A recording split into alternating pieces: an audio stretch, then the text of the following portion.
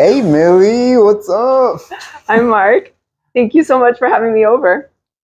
Thank you for being here. This is awesome.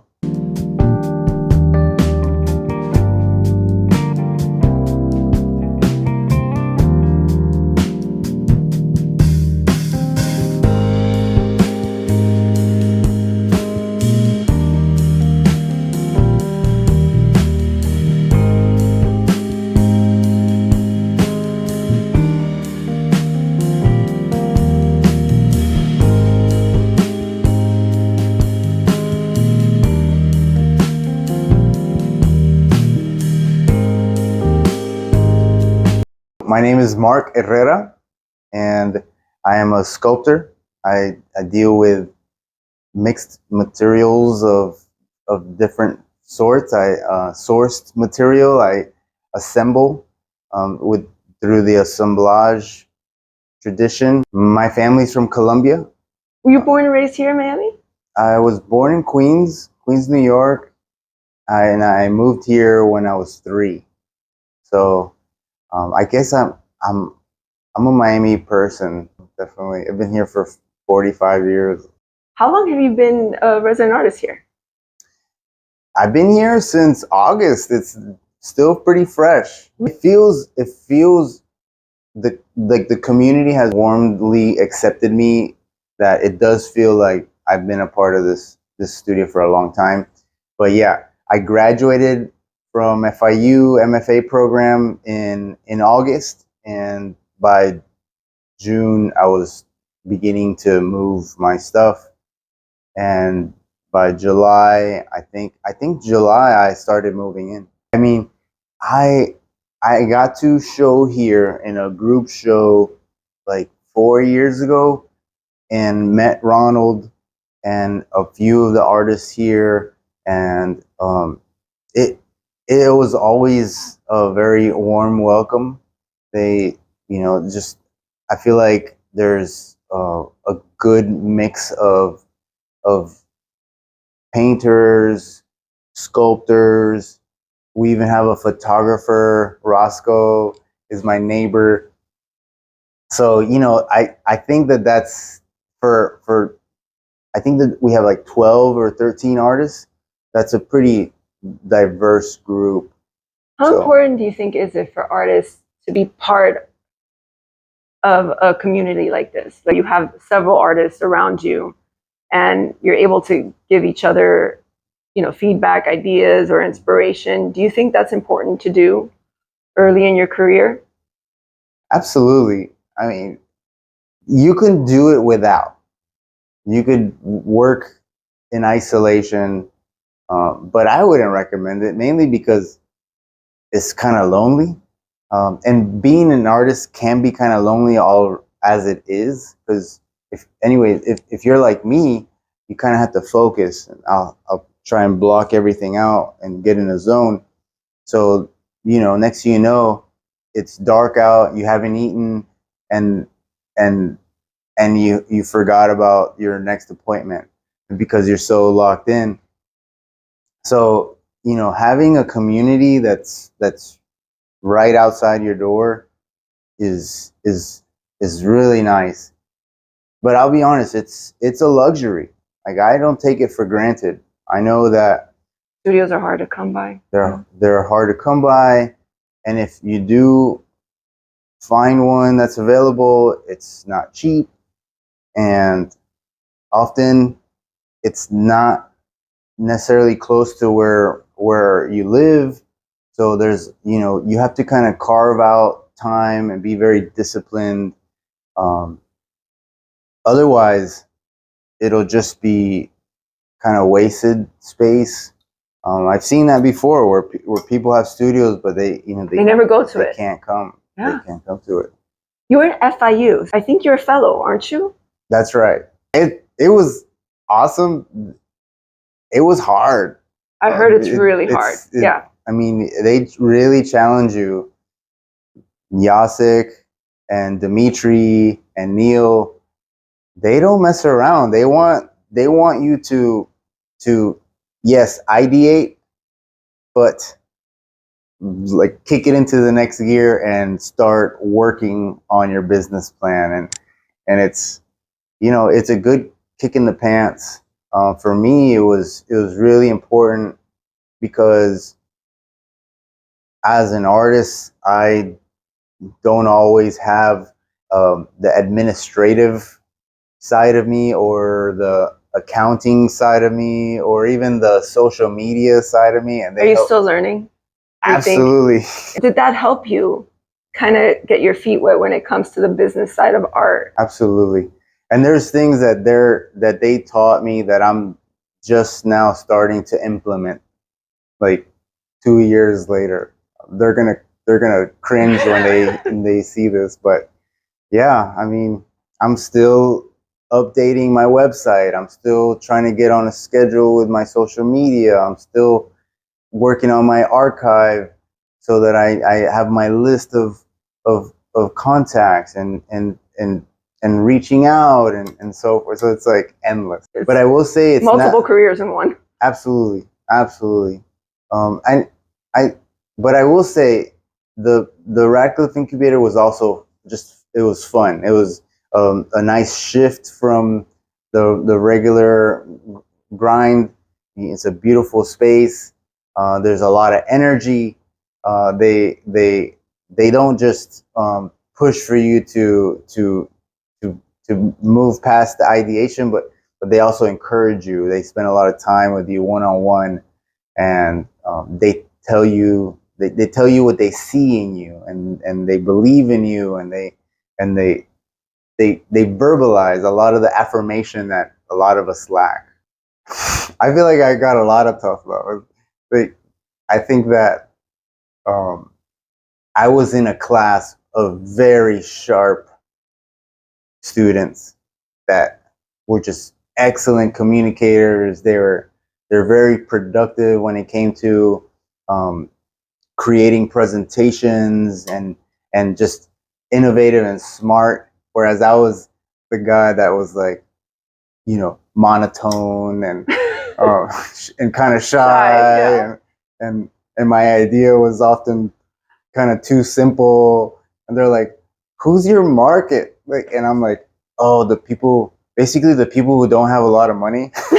So they would just be like, "Mark, you're gonna starve." Basically, that's my paraphrase, but yeah. So they didn't gas me up at all. I think if anything, they're like, "Oh, this guy, he's gonna be in trouble if we don't help him out." So what's a typical day look like for you? So I'll come in, I'll drop all my stuff. Sometimes I'll make myself a little coffee, and obviously go through just like emails and whatnot. But I do try to take a look at some books that kind of get my juices flowing. I've heard of this. Yeah, Philida Barlow's lectures.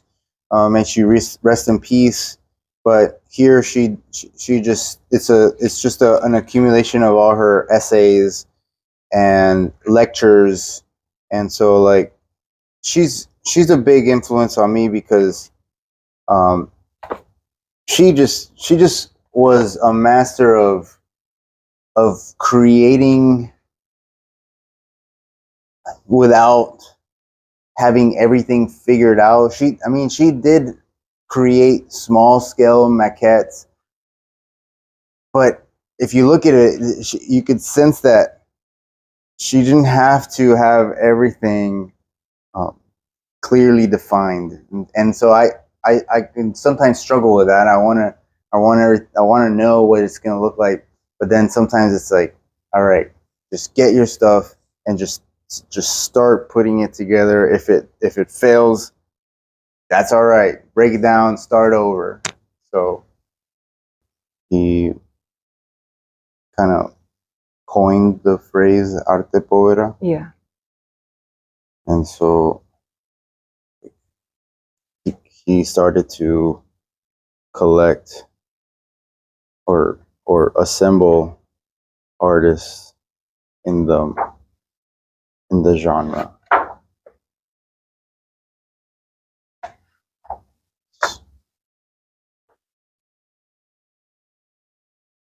Who's your favorite out of all of them?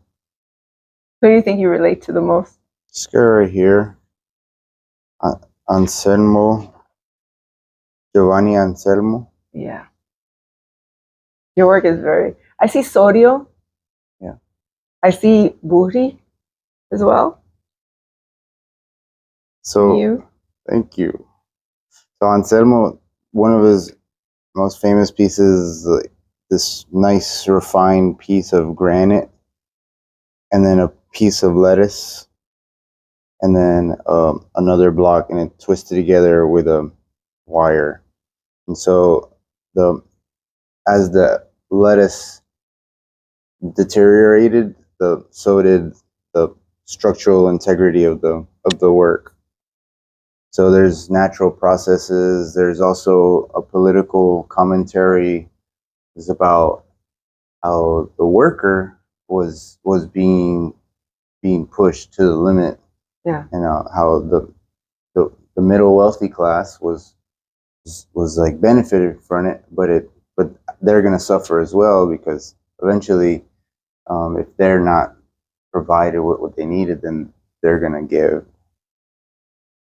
So I think a lot about the parallels of the post-war era, and how people migrated from the country to the city, and then the city just didn't have enough resources, and the working environment wasn't ideal, and there was unrest, so there was protests and demonstrations, and just this whole, I mean, it seemed like it stems from this lack of confidence in their government, the structures. All those entities had failed. They had they were part of this atrocious war, and so like people were just uncertain about the future. And I think that in this case, Anselmo captures that. It's called torsion. I think it's cowhide and a piece of steel, a raw piece of steel. And what he does is he hangs the cowhide to the wall, and then he twists the steel until it can't no more, and then he rests it against the wall. So if for some reason that bar came off the wall, it would spin. So it captures potential energy, tension, gravity, and just that sense of like almost like an anxiety that, like, what if it does like just spin like a helicopter and hit the audience or something like that, you know. What made you fall in love with that movement? Like when you first discovered it, what was it about it that spoke to you? I think that the response to materials that were being used at the time, because I think that what was happening was there was this revolution of industry where they're mass producing things. So like things were becoming more disposable versus being made to last. And so you had like TV sets and refrigerators and like, I feel like there's a lot of parallels there today to our, I guess, technological revolution. And so you know, like there's just a slew of clean and polished things that are sold. You could buy them on Amazon and get and like have them at your doorstep in 24 hours. And it's just like this consumer, like unsatiable appetite for stuff, and it's all like clean and nice. So I guess through that parallel, I found myself in thinking, oh, I could have fit in with that Arte Povera movement, because I kind of, not that I don't like nice things, like I too have, a computer and a coffee maker and a phone, but I do yearn for um, a connection to materials that are just gonna last and that have soul, that have history and meaning.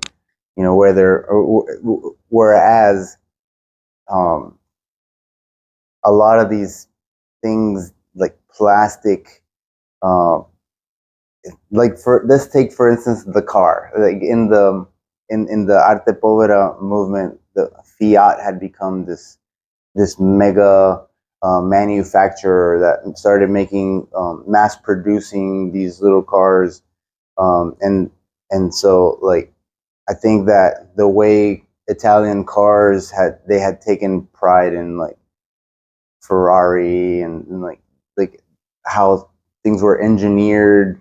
They were all handmade, and so you know I look at our cars today.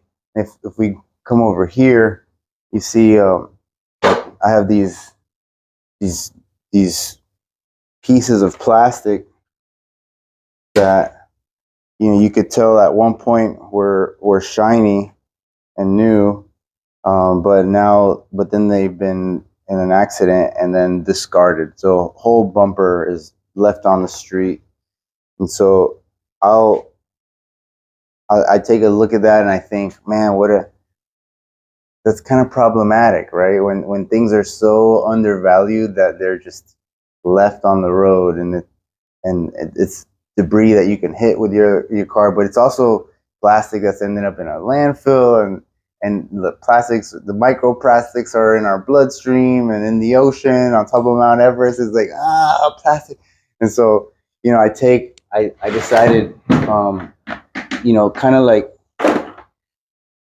Arte Povera, just you know taking a problem and turning it into at least trying to turn it into something at least thought provoking. So you know, here we see a part of a car, and eventually it'll turn into part of a larger piece, which is more of a communal effort where uh, where after I process this plastic, I invite people to help me sew together using yarn and other materials this tapestry.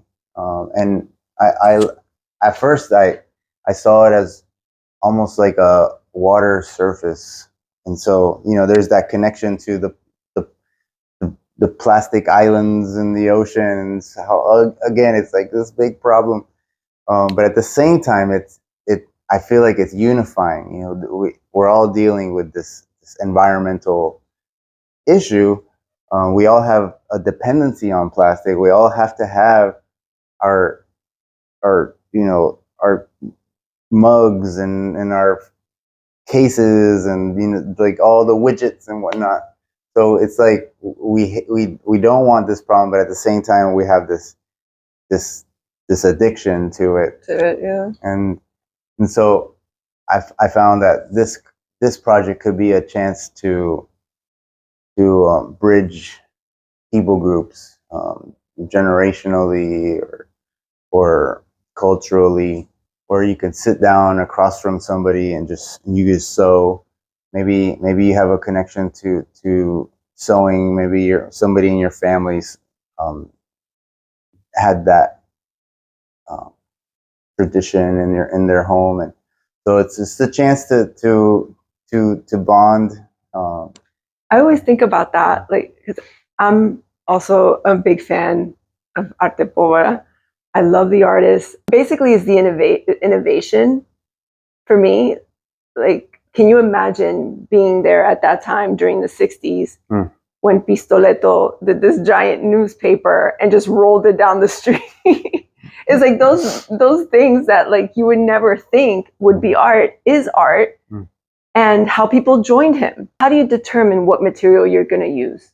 You just find it, or does it speak to you in another way, or do you think of the piece that you want to build in your head first?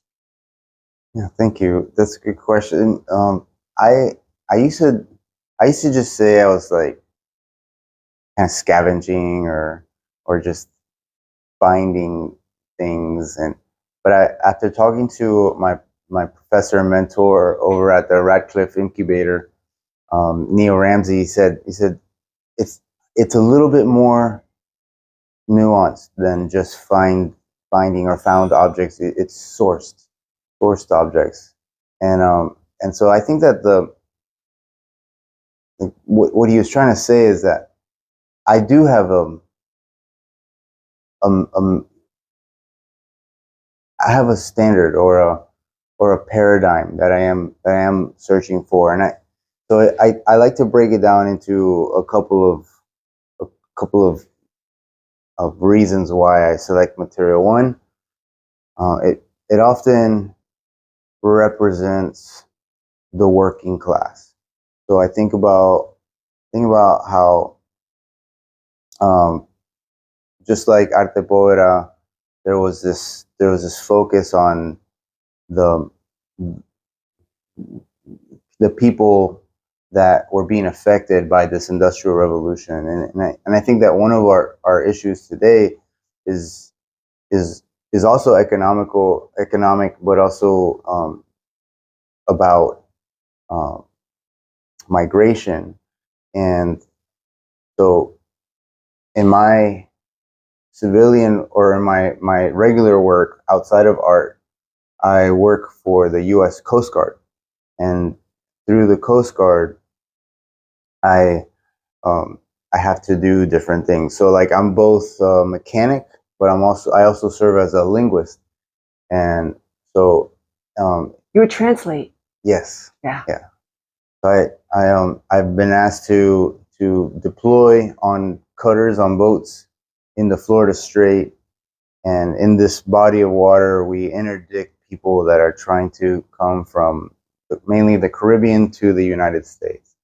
And it's it, at first I didn't have a choice per se, but I thought, oh, it'd be nice to be out on the water and meet people, help them, and but then I realized the implications were basically people are kind of rolling the dice, gambling with their lives, hoping that they could somehow make it across this body of water.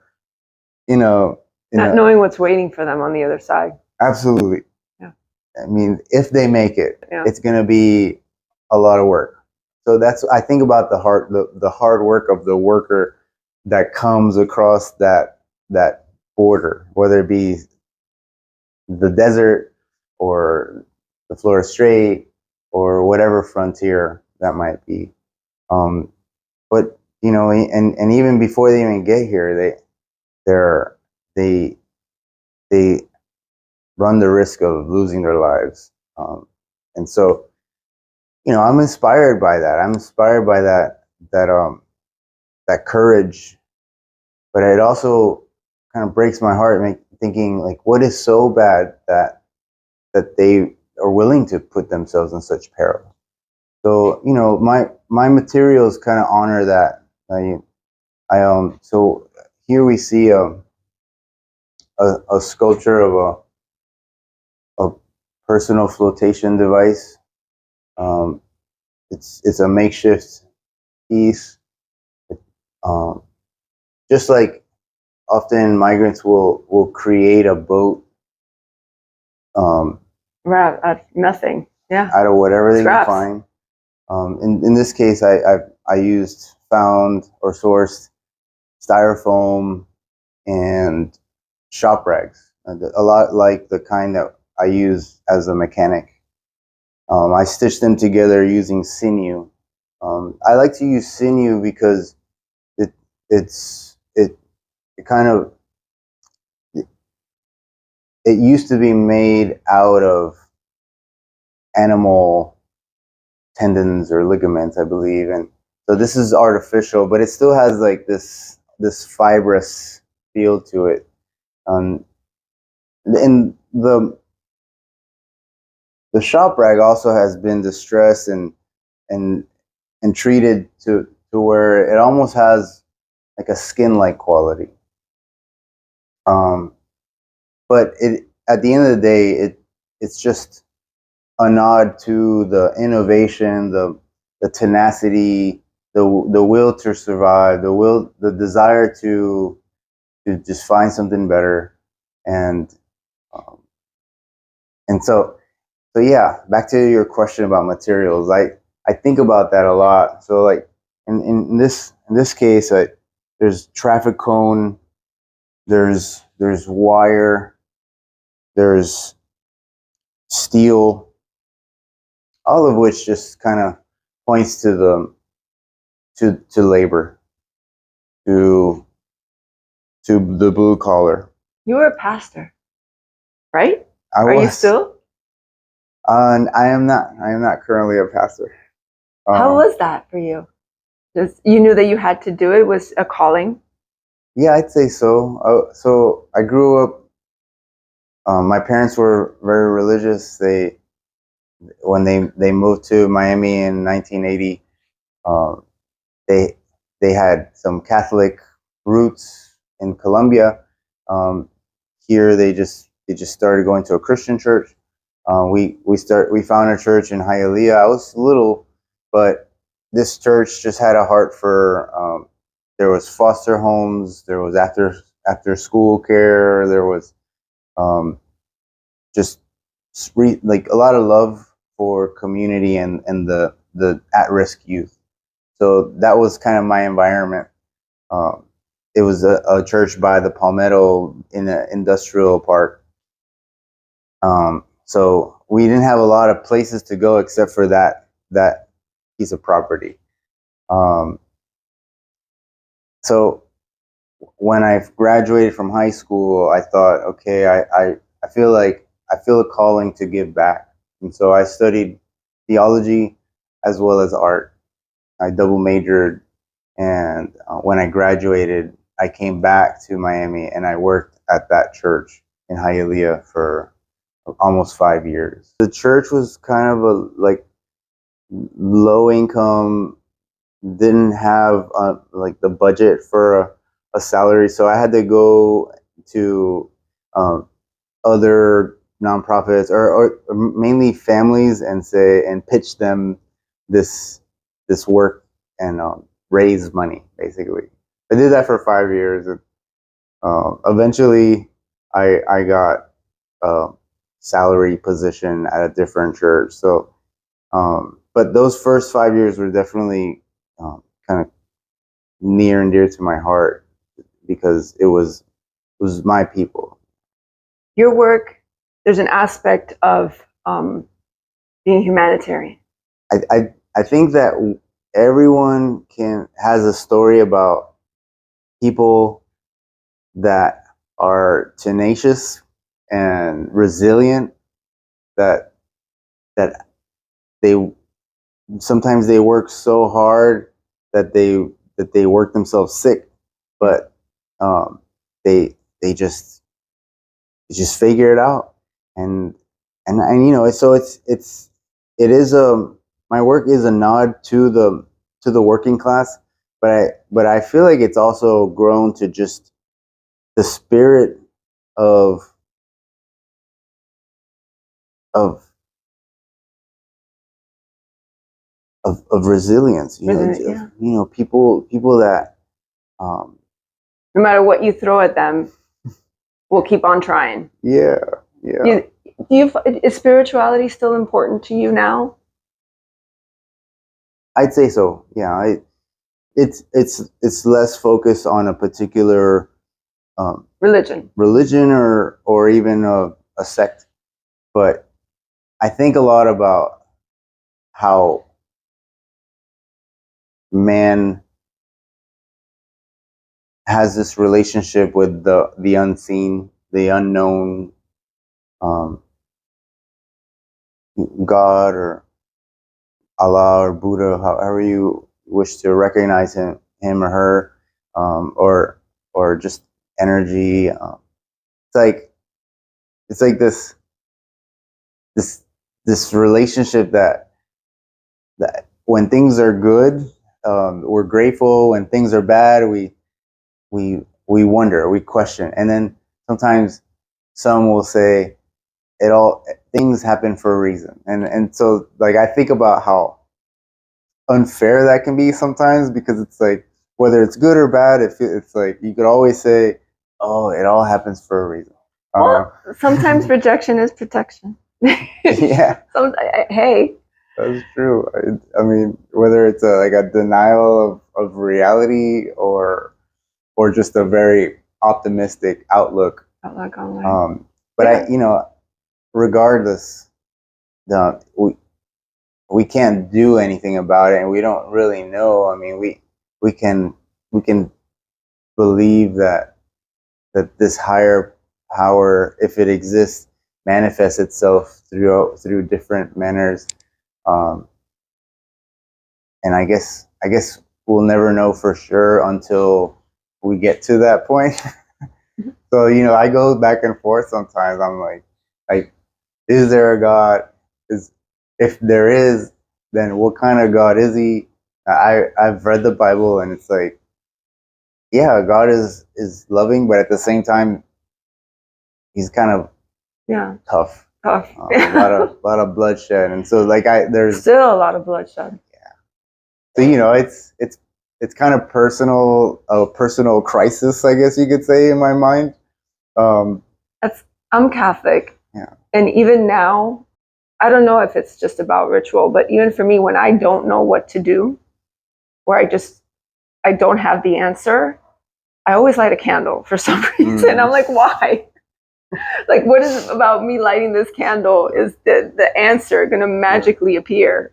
Like, then I'm going to know what to do. And sometimes you just don't know what to do. And whatever it is, the universe, whatever entity just takes you to the conclusion, whether you like it or not.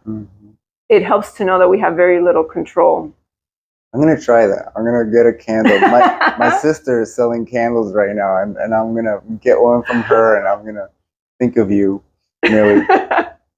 But yeah, I mean, it's just like whatever gets us by, and I think that I don't think it's a bad thing to rely on something, to the unknown, and hope for the best. I was looking at this series. Are these well, to me it seems like a series, but are they're meant to be together? Yes. Yeah. Yeah. And they move. They do. They do. Gosh. They're all on wheels.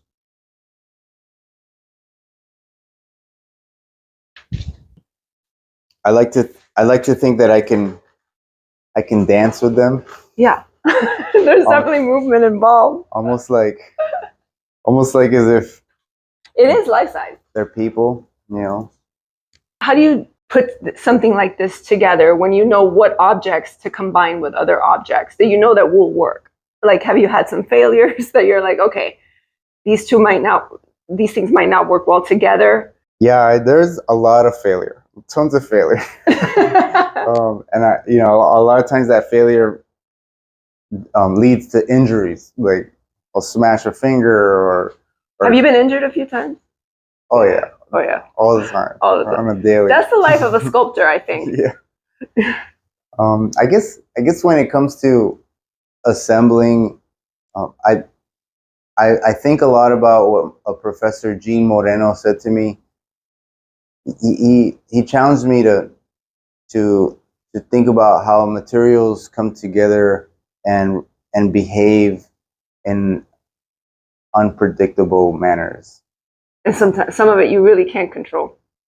Yeah. Sometimes like gravity will do its thing, or tension, but sometimes it's just like a funny, almost comical way to assemble things. Like, I have a background in construction and mechanics, and so there's strict rules. Obviously you can improvise. So how helpful is that? That's great. That you know how to do it. You know how to handle the material. Yeah, it's funny because like where it helps me most is that I know how to use tools, and I have tools from my construction time. But as far as the way that you assemble in construction and mechanics, I almost had to reprogram my mind so that I can get away from what is expected and then recreate in a fresh, like a happy accident, and sometimes silly way. I was lucky to see your talk.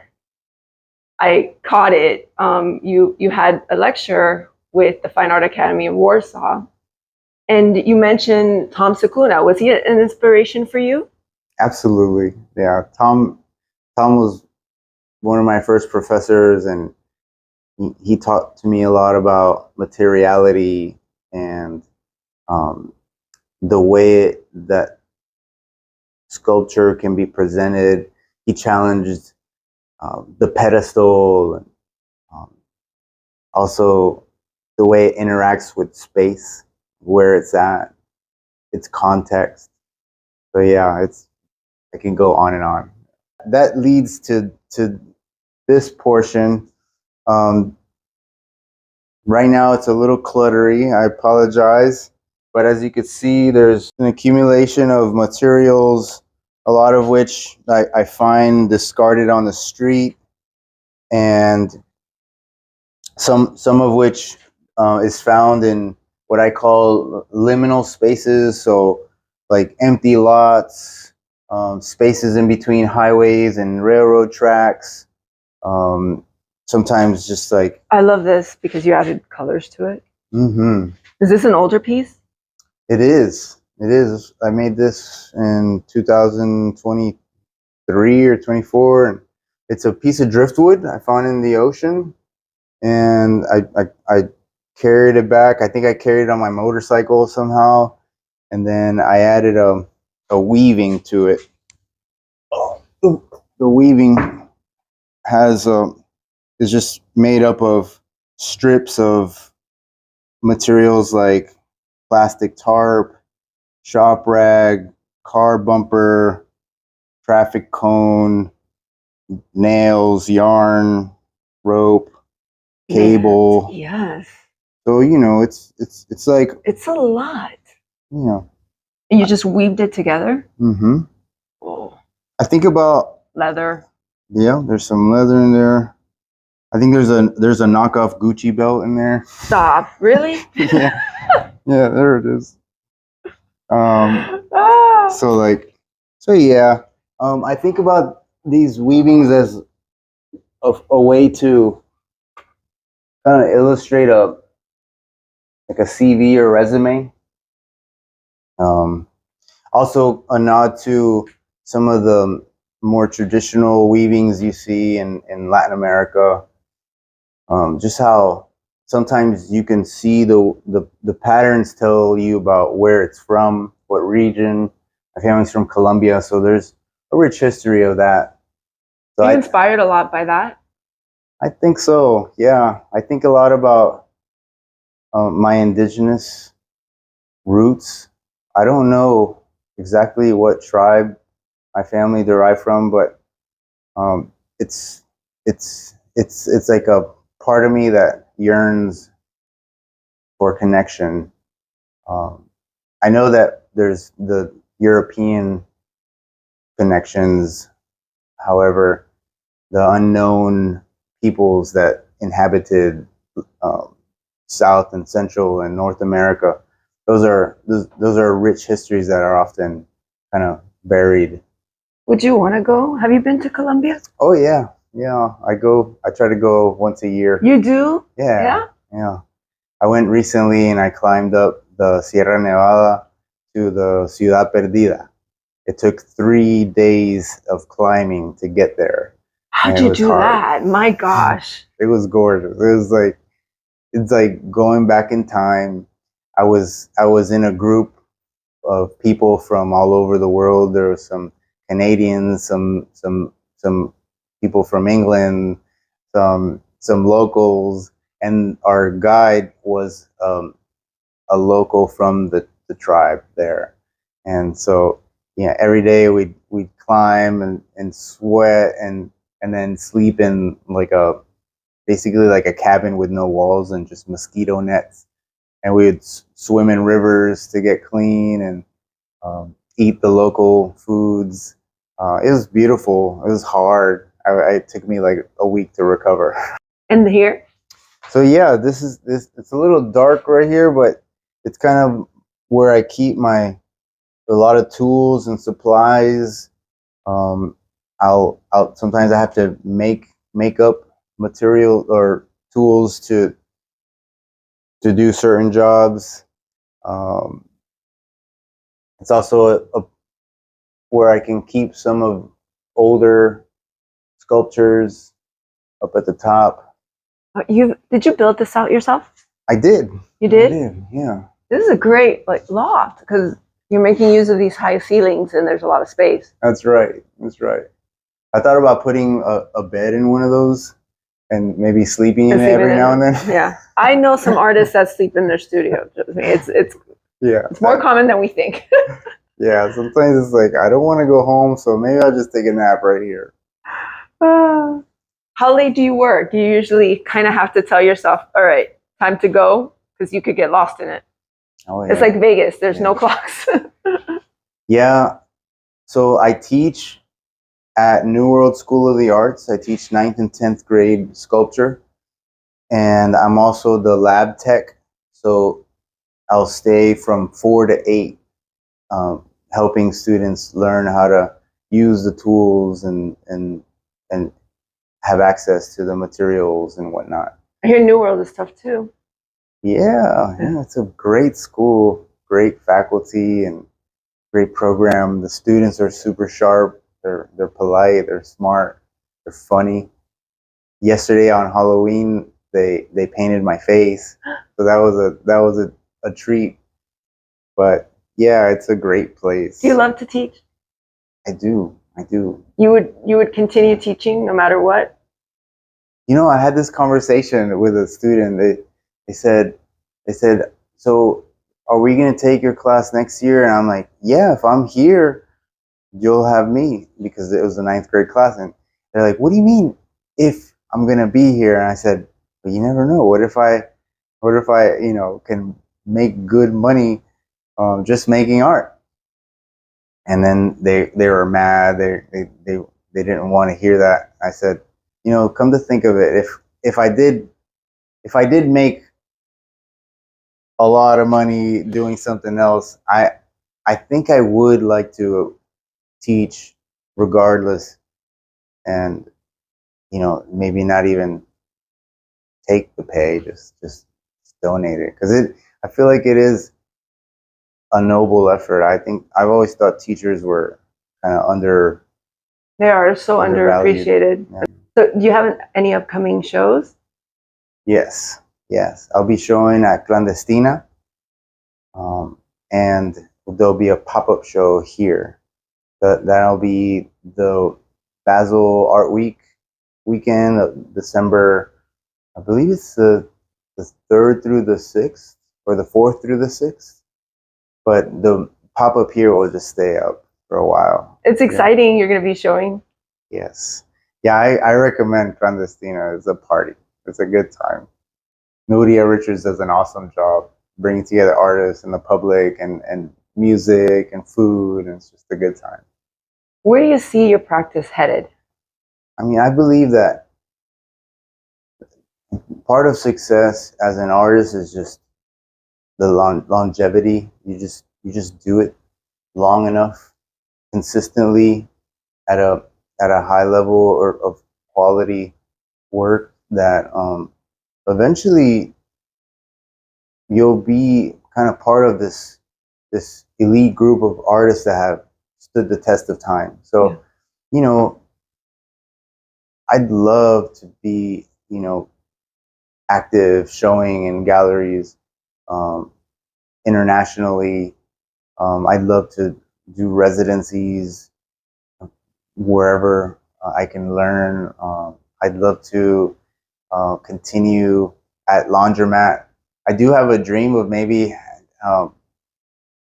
buying real estate where I can turn it into both it's needed housing and also show space, studio space. you know, that those are lofty dreams, but I think it can happen. What's your advice to emerging artists? I think that finding a cohort and mentors, kind of like the Ratcliffe Incubator, that teaches you the administrative side and also the business side, the branding side of being an artist. That's hugely beneficial because, like, let's face it, we gotta be able to communicate about our art. I think that one thing I learned at the MFA was that the way you write and the way you communicate about your work is almost as important as the work itself. Yeah. Maybe even more. So the stronger you are at that, though, I think the richer your work will be. Mark, thank you so much for your time today. I'm going to leave info about Mark's upcoming exhibition coming up soon down below and some contact information if you want to reach out to him and learn more. I would love for you to come visit us here at Laundromat Art Space. Thank you, Mark.